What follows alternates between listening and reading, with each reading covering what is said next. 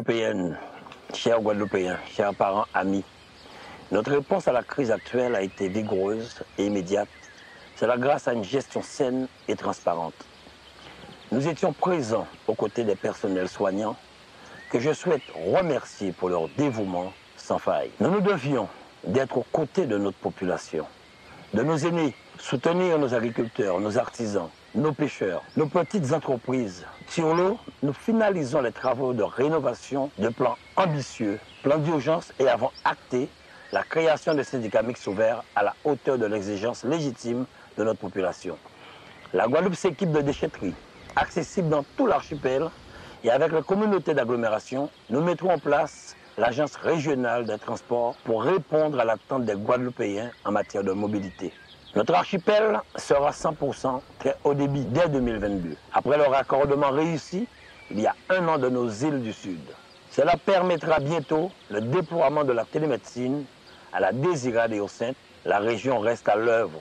Nouvelle infrastructure routière, mise aux normes de nos écoles, une bonne dizaine déjà reconstruites, des lycées, des équipements sportifs de qualité équitablement répartis. Parce que l'agroécologique est un des piliers sur lesquels doit reposer notre souveraineté alimentaire, nous avons fait le choix de vous présenter ces vœux pour l'année à venir depuis la ferme de M. Christophe Lachman, lauréat du concours Agrine Startup.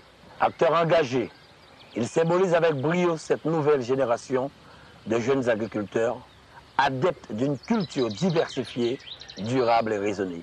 Nous sommes à leur côté pour promouvoir cette production locale, car elle transporte nos valeurs, notre identité, notre culture.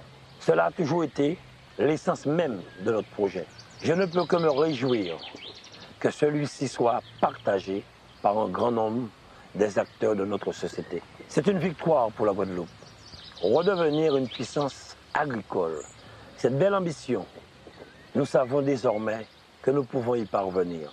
Je dirais même plus, nous devons y parvenir en structurant les organisations professionnelles autour de la MAOPA, en finançant les thèses d'avenir pour nos jeunes doctorants, en nouant les conventions avec l'université, les laboratoires de recherche comme l'INRAE, en expérimentant l'aquaponie et les fermes aquacoles à Marie-Galante, en contribuant à l'émergence d'une filière cacao à l'échelle de la Caraïbe.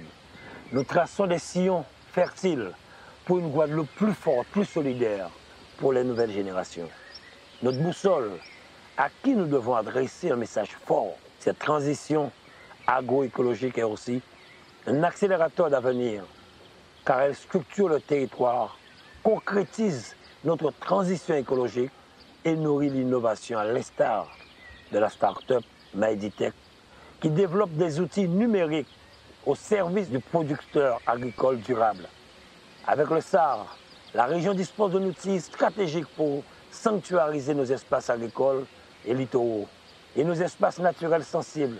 Notre agence régionale de la biodiversité y veillera. Unis, je nourris le rêve que nous puissions réussir avec le conseil départemental, les communautés d'agglomération qui portent avec nous des projets phares.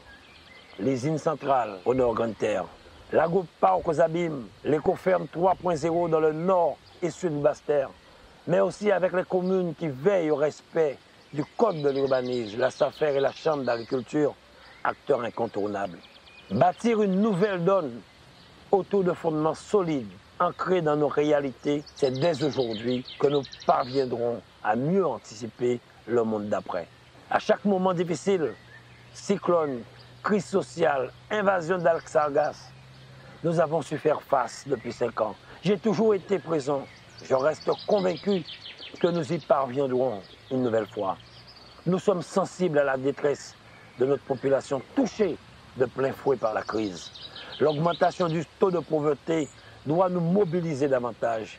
Notre relance passera aussi par un appui vigoureux aux communes qui gèrent la proximité, au cœur de nos quartiers et de nos campagnes.